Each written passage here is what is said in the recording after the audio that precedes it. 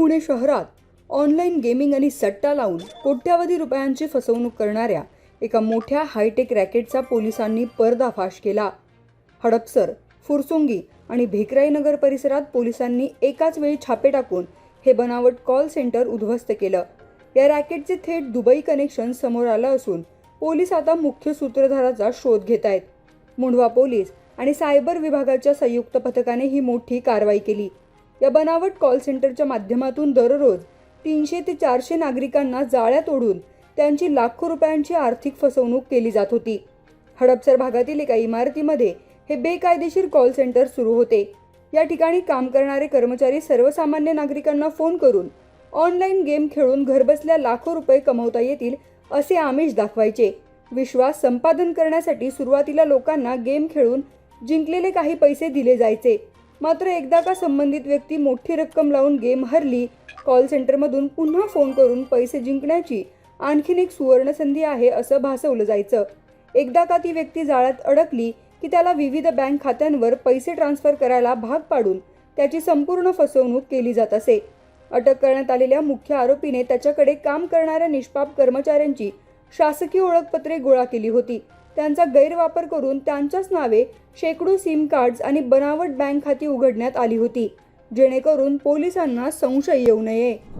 नुकतीच आपण हडपसर फुरसुंगी येथे एका मॉलमध्ये बनावट कॉल सेंटर वरती छापा टाकलेला आहे आणि त्यामध्ये खूप चांगले फाइंडिंग्स आहेत. त्याचा काल रात्री गुन्हा देखील दाखल झालेला आहे.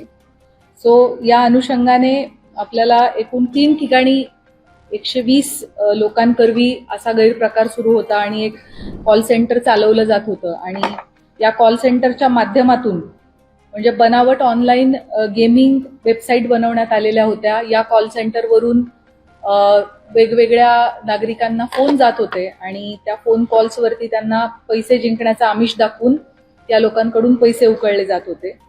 Apex achievers, JKL India solutions अशा नावानं हे कॉल सेंटर सुरू होते, जेणेकरून बाहेरून पाहणाऱ्या कोणालाही असे फेक कॉल सेंटर चाललेत याची कुठली कल्पना येऊ नये.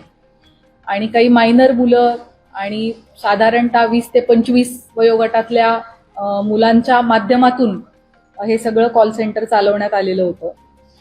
ही जी कारवाई छापा कारवाई जी आहे याच्यामध्ये 120 संगणक, अनेक हार्ड डिस्क, मोबाईल फोन्स, कागदपत्र आणि इतर तांत्रिक पुरावे जप्त करण्यात आलेले आहेत. आतापर्यंत एकूण 2 आरोपितांना अटक करण्यात आलेली आहे आणि इतर आणखी कोणाची इन्व्हॉल्वमेंट आहे याच्या संदर्भाने देखील चौकशी सुरू आहे. आतापर्यंत या 2 आरोपितांच्याकडून एकूण 18-18.5 लाख रुपयांपर्यंत कॅश रक्कम जप्त करण्यात आलेली आहे. त्याच पद्धतीने जवळपास 690 ग्रॅम गोल्ड जप्त करण्यात आलेला आहे आणि जवळपास 2.5 किलो चांदी जप्त करण्यात आलेली आहे.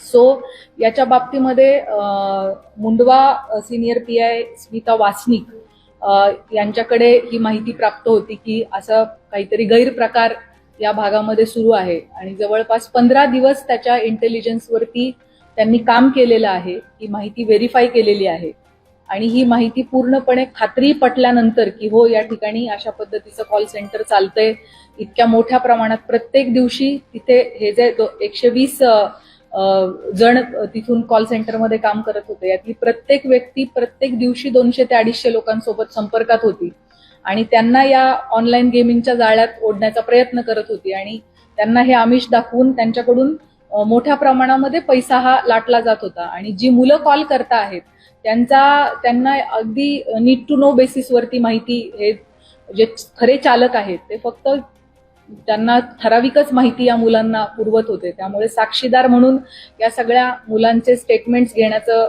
काम पोलीस स्टेशन. या रॅकेटची माहिती मिळताच पोलिसांनी गुप्त सापळा रचून या कॉल सेंटरवर छापा टाकला. या प्रकरणी पोलिसांनी दोघांना अटक केली असून तिथल्या सर्व कर्मचाऱ्यांना गुन्हे शाखेने अटक केली आहे. संतोष दत्ता वेंजणेकर आणि विनायक उर्फ दीपक मनोहर इक्के अशी अटक केलेल्या मुख्य आरोपींची नावे आहेत. छापेमारी दरम्यान पोलिसांनी कॉल सेंटरमधून मोठ्या प्रमाणात तांत्रिक साहित्य जप्त केलंय. यामध्ये laptop, hard disk, auto dialer machine, शेकडो सिम कार्ड्स, विविध कंपन्यांचे बनावट शिक्के, बँक पासबुक आणि चेकबुक जप्त करण्यात आली आहेत. पोलिसांच्या प्राथमिक तपासात या संपूर्ण आंतरराष्ट्रीय रॅकेटचा मुख्य सूत्रधार हा दुबईत बसून या हालचाली नियंत्रित करत असल्याचं समोर आलंय. भारतातून जमा होणारा सर्व पैसा हवाला किंवा डिजिटल माध्यमातून हाताळण्यासाठी त्याचा एक खास सहकारी इतर आर्थिक व्यवहार पाहत होता. या दोघांचाही शोध घेण्यासाठी पोलिसांचे विशेष पथक तयार करण्यात आले आहे.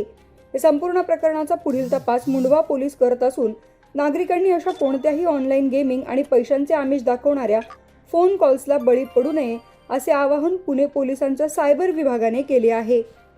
शगुफ्ता शेख, लोकमत.com, पुणे.